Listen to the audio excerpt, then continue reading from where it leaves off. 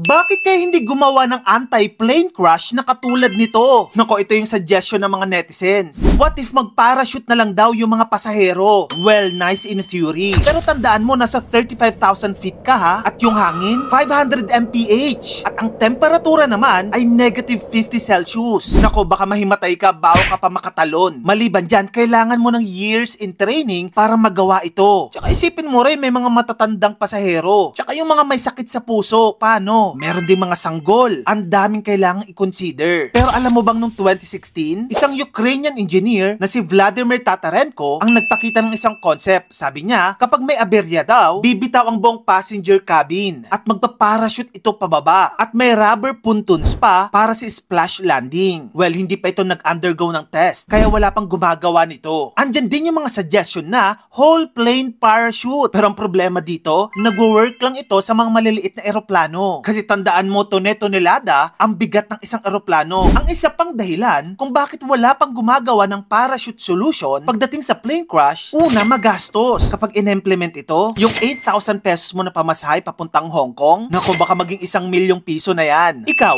may naisip ka pa bang ibang solusyon sa malaking problema natin sa plane crash?